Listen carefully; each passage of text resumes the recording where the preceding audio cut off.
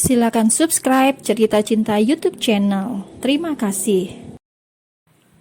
Di depan ICU, Winda menangis sambil memeluk suaminya. Ayahnya kritis karena serangan jantung ketika dalam tahanan. Menurut keterangan saksi, Pak Ruhut terlibat perkelahian dengan sesama tahanan. Saya sudah hubungi kamu berkali-kali, kenapa kamu nggak peduli? Dasar anak durhaka. Puas kamu lihat ayahmu seperti ini. Saya tahu kamu pasti dendam pada kami, tapi dia tetap orang tuamu. Hanya karena kamu sekarang menikahi laki-laki kaya, kamu sudah lupa daratan. Kumala marah. Ia berteriak merutuki Winda yang sedang menangis. Sedangkan anak gadis Kumala mencoba menenangkan ibunya. Ma, ini rumah sakit, mama jangan membuat keributan, seru Barbie yang merasa sang mama keterlaluan. Jangan ikut-ikut, kamu nggak tahu apa-apa, sentak Kumala pada putrinya. Putrinya yang tahu bahwa kalau marah Kumala menjelma jadi singa, ia pun langsung diam, tidak lagi mencoba melerai. Nanti ia malah kena awan panas dari si Kumala yang hobi marah-marah tersebut karena tidak punya uang alias sudah bangkrut. Tolong, Anda tetap tenang. Jika tidak, saya akan panggil petugas, ujar Kavi kemudian yang tidak tahan mendengar ocehan Kumala. Pasangan laknat, umpat Kumala yang sakit hati. Klik, pintu terbuka. Seorang dokter keluar kemudian membuka masker biru yang menutupi mulutnya. Ada yang bernama Winda? Tanya dokter. Winda langsung mendekat bersama dengan Kumala dan si Barbie. Satu orang saja ikut masuk ke dalam. Saya istrinya, sela Kumala. Apa nyonya bernama Winda? Kumala langsung bermuka masam. Bahkan mau mati pun kau hanya ingat dia. Aku belasan, bahkan lebih sudah menemanimu. Cih, Kumala mengumpat kesal dalam hati. Sedangkan Winda, setelah menatap suaminya yang mengangguk ke arahnya, Winda lantas masuk dengan langkah berat. Dilihatnya di dalam sana, tubuh sang ayah dipenuhi memar, ditambah luka yang masih menganga. Tidak bisa berbicara lagi, Winda hanya menangis kemudian memeluk tubuh ayahnya. Maaf. Tangis Winda semakin menjadi. Dadanya sesak seketika. Ketika mendengar ayahnya terbata mengucapkan maaf, Winda yang memang sangat marah pada pria tersebut, melihat ayahnya sekarang, kemarahan selama ini seakan hilang tanpa sisa.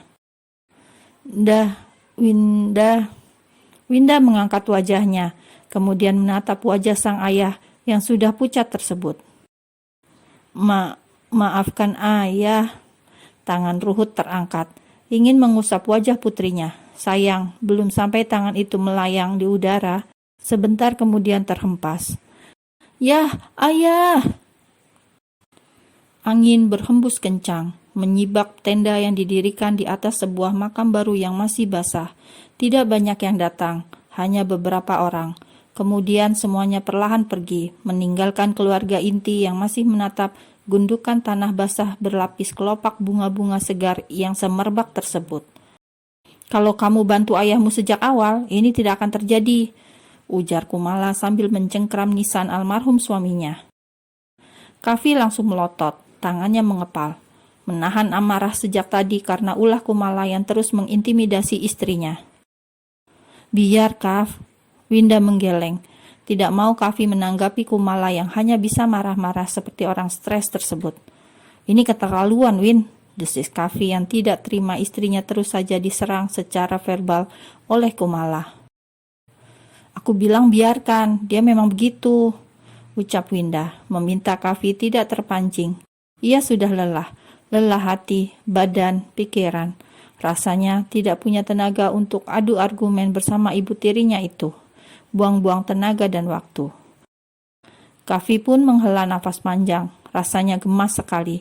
Winda terlalu lembek pada keluarga yang bahkan sama sekali tidak menganggap dia ada. Dan karena langit semakin gelap akibat awan mendung yang tiba-tiba muncul karena terbawa angin, Kavi mengajak mereka kembali ke hotel.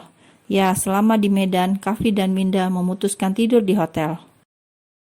Sedangkan masalah rumah, Kavi sudah menghubungi tim kuasa hukum, menyewa pengacara untuk Kumala. Karena permintaan Winda, maka rumah itu akan diselesaikan oleh Winda dan suaminya. Sedangkan yang lain, Kavi tidak mau tahu. Bukannya pelit ataupun perhitungan. Hanya saja melihat sikap Kumala yang masih saja jahat pada Winda membuat Kavi malas berurusan dengan mereka yang menyakiti wanita yang paling ia kasihi. Seperti saat ini, saat mereka berjalan meninggalkan makam, Kumala masih saja melontarkan banyak makian pada Winda.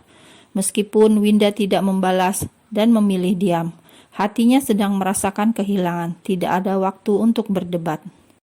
"Bi, jangan contoh anak durhaka itu," Kumala menunjuk pada Winda dengan murka, membuat Kavi kesal dan langsung merangkul Winda, meninggalkan pemakaman dan Kumala yang sejak tadi membuatnya menahan nafas karena kesal.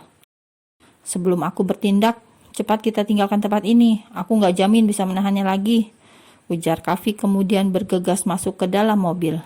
Sedangkan Kumala, wanita itu masih sibuk mengumpat Winda dengan frustasi. Ia meneriaki Kavi dan Winda saat mobil itu melaju kencang. "Mah, jangan begini, Mah." Anak gadisnya malu karena mereka malah jadi bahan tontonan peziarah yang kebetulan sedang ke makam. "Jangan larang-larang Mama," sentak Kumala membuat putrinya seketika diam. Esok harinya, setelah check out, Winda menemui Barbie yang ia suruh datang ke hotel.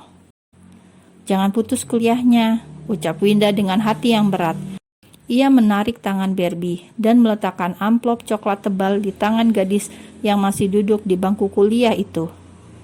Winda seperti melihat dirinya yang dulu, tanpa ayah, harus berdiri di kakinya sendiri. "Kenapa Mbak Winda baik sama Barbie? Bukankah Mbak benci sama keluarga kami?" tanya gadis tersebut. Winda menghela nafas dalam-dalam, kemudian menggeleng. "Belajar yang sungguh-sungguh, Bi. Jika butuh sesuatu, hubungi Mbak." Barbie menundukkan wajah dalam-dalam. Ia merasa tidak enak, apalagi setelah apa yang terjadi. "Terima kasih banyak, Mbak. Barbie nggak tahu harus minta tolong sama siapa lagi. Terima kasih. Jaga mamamu baik-baik. Mbak akan balik ke Jakarta hari ini. Titip makam ayah, karena Mbak mungkin jarang datang ke sini." Kali ini Barbie yang mengangguk. Rasanya ia sangat malu. Tapi hanya Winda lah yang bisa membantu keluarganya, sebab mereka sudah terlanjur terlilit hutang karena ulah ibunya. "Ayo sayang," seru Kavi yang terlihat dingin saat Barbie menatapnya. Kavi seakan familiar dengan tatapan itu, 11-12 dengan cara Bu Venita menatapnya. "Kami pergi dulu, Bi," ucap Winda untuk yang terakhirnya. Setelah berpamitan, Kavi dan Winda pun pergi meninggalkan Barbie yang diam terpaku sambil menggenggam amplop pemberian Winda. Ditatapnya dari belakang dua orang yang membuatnya iri. "Beruntung sekali Mbak Winda punya suami super tajir, ganteng lagi," gumam Barbie lirih. Gadis itu kemudian menatap tangannya. Sebuah senyum langsung tergambar sempurna di wajahnya. Tidak ada raut kehilangan setelah ayahnya wafat. Benar-benar anak Kumala. Jakarta. Sudah beberapa hari berlalu. Winda terlihat murung. Bahkan saat diajak ke rumah mertuanya, Winda memilih di rumah saja. Nonton TV, nonton film, tapi tatapan mata kosong. Sampai suatu hari, Kavi memintanya bicara dari hati ke hati. Sore itu, Kavi pulang lebih cepat. Ia pulang membawa makanan kesukaan Winda. Tapi jangankan dimakan, disentuh pun tidak. "Winda, aku gak mau kamu larut dalam kesedihan seperti ini," keluh Kavi yang menjalani hari-hari dengan istrinya yang selalu murung setelah pulang dari Medan. Winda tersenyum, tapi senyum yang dipaksakan. Terlihat sekali dia tidak bahagia, dan Kavi pun tidak tahu harus bagaimana agar istrinya kembali ceria. Mungkin Winda butuh waktu, sebab kehilangan seseorang tidak bisa seperti tidak terjadi apa-apa.